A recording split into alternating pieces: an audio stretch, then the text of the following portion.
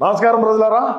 మన జగనన్న అసెంబ్లీకి పోయి నిలదీయండి అంటే అసెంబ్లీలో నిలదీయడు, కానీ మరి ఇంట్లో కూర్చొని రికార్డెడ్ ప్రెస్ మీట్లు పెట్టి అయితే నిలదీసి పోయి చేస్తాడు. మరి ఏమి నిలదీసి మాట్లాడినాడు, ఏమి నెగ్గదీసి మాట్లాడినాడు అనేది మన సాక్షిలో వచ్చింది. కాబట్టి దాన్ని మనం ఒక చిన్న వీడియోని విశ్లేషణ చేద్దాం. ఇక ఏమి రాశారు ఏంటంటే, ప్రభుత్వాన్ని గట్టిగా నిలదీయాలి. ఈ నిలదీయడం ఏందో అసెంబ్లీ లేకపోయి నిలదీ మనం చేసినటువంటి చారిత్రాత్మకమైనటువంటి పనుల గురించి వివరించు, మనం ఏ విధంగా 5 సంవత్సరాలు పాలన అందించినామో వివరించు.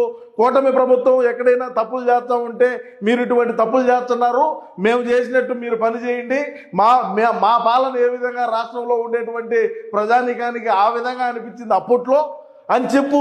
మనం ఏ విధంగా రాజధానులు కట్టామో చెప్పు, ఏ విధంగా పోలవరాన్ని పరుగులు పెట్టించినామో చెప్పు, ఏ విధంగా నిరుద్యోగులకు అవకాశాలు ఇచ్చినామో, ఉద్యోగ అవకాశాలు ఇచ్చినామో చెప్పు, ఏ విధంగా అన్నా క్యాంటీన్లు చేసామో చెప్పు, ఎందుకు ప్రజా వేదికను కూల్చేసామో చెప్పు. ఎందుకు మనం చేసినటువంటి పనులు 1, 2 ఉన్నాయా? రకరకాలుగా ఉన్నాయి. నువ్వు ఏమి చెప్పాలంటే, ఎన్ని చెప్పాలంటే, నీకు ఎంత టైం కావాలంటే అంత టైము కూడా ఇచ్చేదానికి స్పీకర్ గారు సిద్ధంగా ఉన్నారు. నువ్వు పోయి మాట్లాడు. రికార్డెడ్ ప్రెస్ మీట్లు పెట్టి ఏదో మనోళ్ళకి చెప్పి మనకు ఒక టీవీ ఉండాది, మనకు ఒక వార్తాపత్రిక ఉండాది, మన ఇష్టానుసారంగా దాంట్లో రాసుకుందామంటే ఎవడు కూడా ప్రజానీకం ఎవరు కూడా నమ్మేటువంటి పరిస్థితుల్లో లేరు. అక్కడికి పోయి ఏం కొట్లాడాలన్నా మరి 11 నిమిషాలకి దేనికి బయటికి రావాలా? నువ్వు ఆడ బయటకు వచ్చి ఏం మాట్లాడతారు మనోళ్ళు, మన పాలేరులు?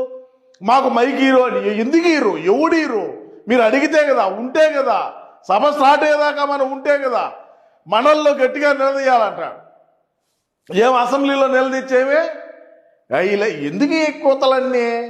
శాసనసభలో ప్రజల గొంతు వినిపించకూడదని ప్రభుత్వం కుట్ర. ఎవరు కుట్ర వల్ల నువ్వు వస్తా ఉంటే ఎవడు ఆడ వద్దల్లా, నువ్వు ఆడ మాట్లాడుతూ ఉంటే ఎవడు కూడా వద్దనేటువంటి పరిస్థితులు ఎక్కడున్నాయి?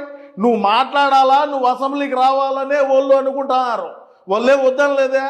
జగన్మోహన్ రెడ్డి గారు వచ్చితే ఖచ్చితంగా మేము ఆయనకు అవకాశం కల్పించాం. ఆయన చేసినటువంటి పనులు, మేము చేసేటువంటి పనులు సరే, నీ మైండ్లో ఏదైనా సరే రాష్ట్రానికి, రాష్ట్ర ప్రజలకు, రాష్ట్ర అభివృద్ధికి తోడ్పడేటువంటి, రాష్ట్ర అభివృద్ధి అయ్యేటువంటి ఆలోచనలు ఉంటే నువ్వు కూడా వాళ్ళకి చెప్పొచ్చు కదా, తీసుకుంటారు.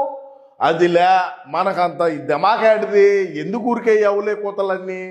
అదేవిధంగా అందుకే ఏకైక ప్రతిపక్ష పార్టీ అయిన వైఎస్ఆర్సీపీని ప్రధాన ప్రతిపక్షంగా గుర్తించడం లేదు. ఎవడు గుర్తియాలా? చంద్రబాబు నాయుడు గుర్తించానో, పవన్ కళ్యాణ్ గారు గుర్తించానో, లేకంటే అక్కడ ఉండేటువంటి బీజేపీ వాళ్ళు, లేకంటే స్పీకరో కాదు గుర్తించాల్సింది. రాష్ట్ర ప్రజానీకం ఇది ప్రధాన ప్రతిపక్ష పార్టీ అని చెప్పి మనకు ప్రధాన ప్రతిపక్ష పార్టీకి రావాల్సిన సీట్లు కూడా ఇవ్వలేదు కదా. వాళ్ళు ఎందుకు గుర్తించేది? మళ్ళీ వాళ్ళు వీళ్ళు ఎందుకు గుర్తించేదంట? మండల